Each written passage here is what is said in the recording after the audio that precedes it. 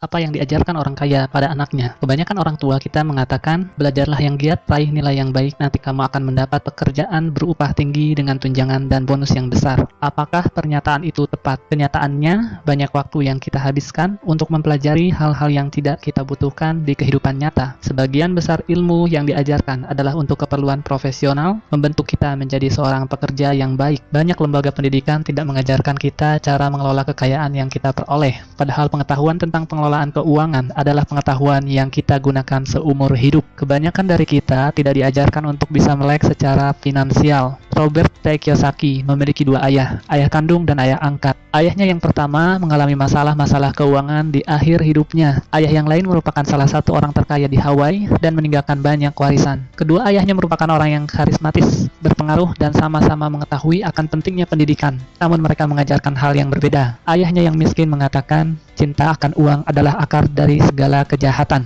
Ayahnya yang kaya mengatakan, kekurangan uang adalah akar segala kejahatan. Ayahnya yang miskin mengajari agar menjadi seorang yang pandai dan cerdik sehingga nantinya bisa bekerja di perusahaan besar. Ayahnya yang kaya mengajari agar memiliki perusahaan dan mempekerjakan orang yang pandai dan cerdik. Ayah yang miskin menyuruh untuk menabung. Ayah yang kaya menyuruh untuk berinvestasi. Saat kondisi sulit, ayahnya yang miskin mengatakan, saya tidak mampu mencapainya. Ayah yang kaya mengatakan, bagaimana agar saya mampu mencapainya? Ayah yang miskin mengajarkan kita agar bekerja untuk uang. Ayah yang kaya mengajari bahwa uanglah yang harusnya bekerja untuk kita. Apa pelajaran yang bisa kita ambil dari kisah hidup Kiyosaki? Pelajaran pertama, orang miskin dan kelas menengah bekerja untuk uang. Orang kaya mempunyai uang yang bekerja untuk mereka. Manusia dipenuhi oleh rasa takut dan hasrat. Takut hidup tanpa uang memotivasi kita untuk bekerja keras. Setelah itu, kita mendapatkan penghasilan. Selanjutnya, hasrat atau nafsu mengajak kita untuk memikirkan hal-hal yang indah. Handphone baru, televisi baru, kendaraan baru, liburan, bioskop, dan lainnya. Semakin besar pendapatan, maka semakin mewah keinginan seseorang dan semakin besar juga pengeluarannya. Ketakutan dan hasrat ini berlangsung terus hingga yang tersisa adalah tagihan cicilan dan berbagai hutang. Inilah yang disebut dengan rat race. Pelajaran kedua, keluarlah dari rat race dengan membuat diri Anda melek secara finansial. Misalkan Anda memiliki gaji 10 juta per bulan, namun pengeluaran Anda 9 juta per bulan. Maka yang bisa Anda sisihkan sebenarnya hanya 1 juta per bulan. Jika Anda seorang pekerja, maka Anda akan banyak sekali membayar pajak. Sebelum memperoleh gaji, Anda membayar pajak. Saat berbelanja, Anda membayar pajak. Saat menabung, Anda membayar pajak. Bahkan sampai Anda meninggal pun, maka Anda tetap harus membayar hutang pajak Anda. Yang akan menjadi masalah nantinya adalah bukan seberapa banyak uang yang bisa diperoleh, namun seberapa banyak yang bisa disisihkan. Bagaimana agar Anda bisa melek secara finansial? Pertama, Anda harus mengetahui perbedaan antara aset dan liabilitas. Secara sederhana, aset adalah segala sesuatu yang menghasilkan uang ke dompet Anda, seperti saham atau reksadana, apartemen yang disewakan, real estate, kekayaan intelektual seperti buku, metode pendidikan, dan bisnis yang tidak membutuhkan kehadiran Anda secara fisik. Anda bisa menggaji seorang manajer untuk mengurusnya. Liabilitas adalah segala sesuatu yang mengeluarkan uang dari dompet Anda. Contohnya adalah hutang kartu kredit, hutang sewa, televisi baru, handphone mewah, asuransi, dan lainnya.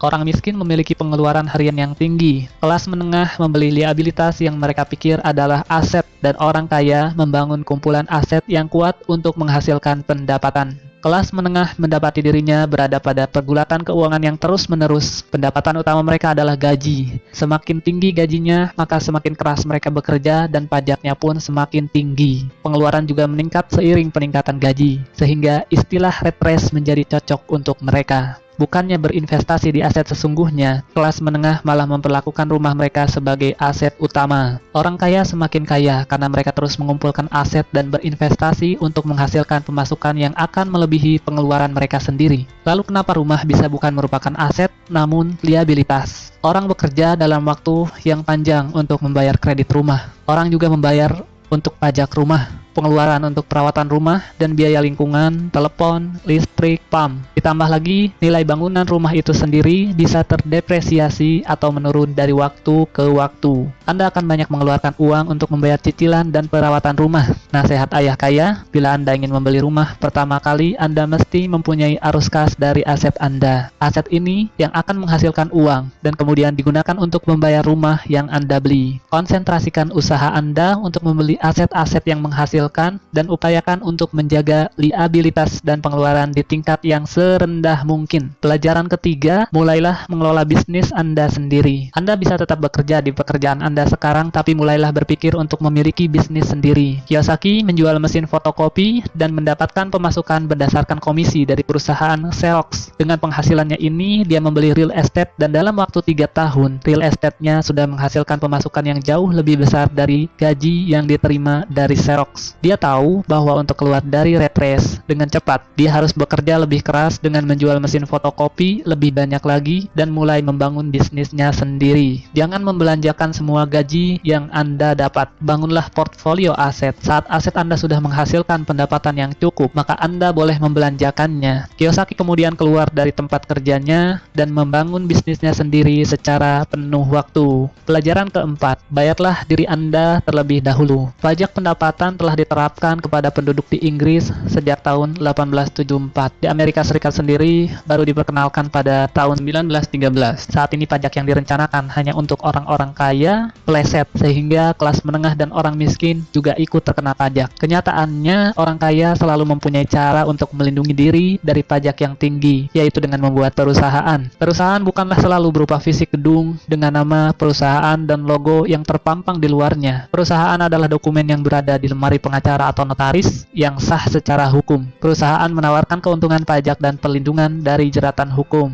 Ini adalah cara yang sah untuk melindungi kekayaan Anda. Orang kaya telah menggunakan cara ini dari generasi ke generasi. Pelajarilah lebih lanjut dan temukan aturan-aturan pajak yang membawa keuntungan terbaik untuk Anda. Ayah kaya berkata, bayarlah diri Anda terlebih dahulu. Ini akan memaksa Anda untuk membuat sumber pemasukan lain untuk menutup pengeluaran Anda. Aturan sederhana ini bekerja seperti ini. Orang yang bekerja untuk perusahaan akan pertama-tama membayar pajak, lalu mendapatkan pemasukan, kemudian baru berbelanja. Sedangkan pemilik perusahaan akan terlebih dahulu memperoleh pemasukan, kemudian berbelanja, lalu membayar pajak. Para pekerja dipajaki terlebih dahulu, kemudian menggunakan apa yang tersisa. Sedangkan pemilik perusahaan menggunakan terlebih dahulu pendapatan dan membayar pajak berdasarkan apa yang tersisa. Lalu, apa yang penting dipelajari agar Anda melek finansial? Ada 4 ilmu utama yang penting untuk dipelajari. Yang pertama, akuntansi. Akuntansi membuat kita bisa membaca laporan keuangan. Pada saat meninjau suatu bisnis atau aset,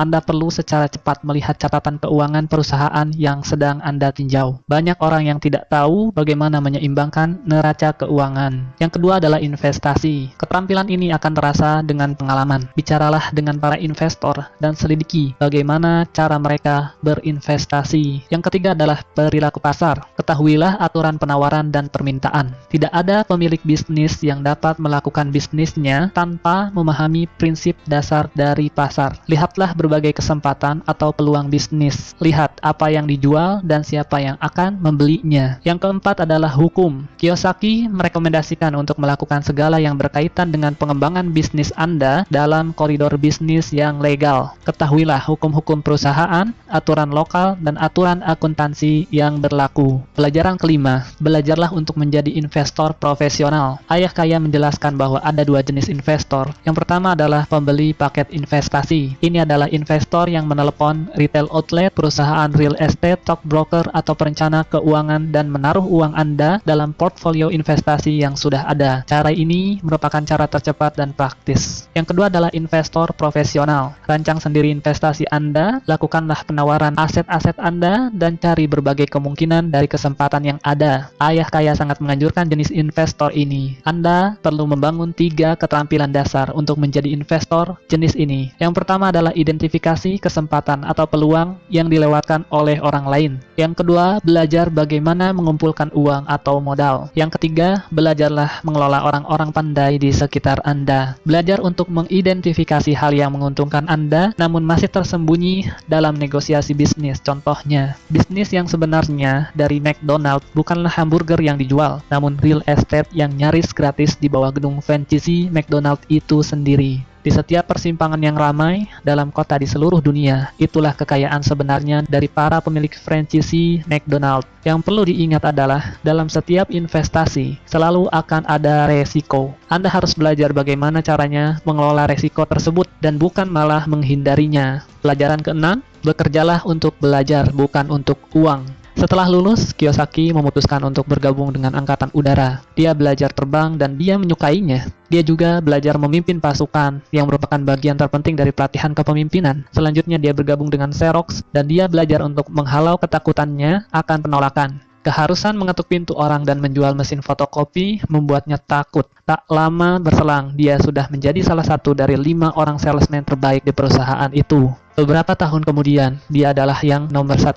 Setelah belajar menaklukkan rasa malu dan takut akan penolakan, dan menjadi nomor 1, dia keluar untuk mulai membangun kerajaan bisnisnya sendiri. Pelajari berbagai keterampilan menjadi seorang public relations, marketing, advertising. Ambillah pekerjaan sambilan dengan tujuan untuk belajar lebih jauh lagi, bukan untuk uang. Dalam sistem pendidikan kita, sekolah mengajarkan orang menjadi seorang profesional. Profesional akan menjadi seorang spesialis hingga mereka tak mampu bekerja di luar bidangnya dan membutuhkan serikat pekerja untuk melindungi posisi atau pekerjaan mereka. Ingatlah, Anda bisa menjadi seorang profesional, katakanlah belajar menjadi seorang pilot jika ingin belajar terbang. Namun, pada saat yang sama, mulailah berpikir untuk mengembangkan bisnis Anda sendiri. Orang kaya mendidik anaknya berbagai hal yang berkaitan dengan bisnis itu sendiri. Mereka memindahkannya dari departemen yang satu ke departemen yang lainnya, hingga ia dapat belajar tentang keterkaitan antar departemen yang ada. Spesialisasi bukanlah yang terpenting di sini, namun mengambil pelajaran di semua departemen sangatlah penting untuk modal melihat suatu bisnis secara keseluruhan. Ada 3 keterampilan manajemen yang utama. Yang pertama adalah manajemen arus kas, kedua adalah manajemen sistem, ketiga adalah manajemen sumber daya manusia. Jadi, apa saja yang kita pelajari? Yang pertama, orang miskin dan kelas menengah bekerja untuk uang. Orang kaya mempunyai uang yang bekerja untuk mereka. Yang kedua, keluarlah dari rat race dengan membuat diri Anda melek secara finansial. Yang ketiga, mulailah mengelola bisnis Anda sendiri. Yang keempat, bayarlah diri Anda terlebih dahulu. Yang kelima, belajarlah untuk menjadi investor profesional. Yang keenam, bekerjalah untuk belajar, bukan untuk uang. Ingatlah, pekerjaan adalah solusi jangka pendek untuk masalah keuangan jangka panjang Anda. Atasi hambatan Anda dan mulailah bertindak sekarang. Kenapa harus memanjat tangga karir di perusahaan bila Anda bisa memiliki tangganya sekalian? Diringkas dari buku Rich Dad Poor Dad, Robert T. Kiyosaki.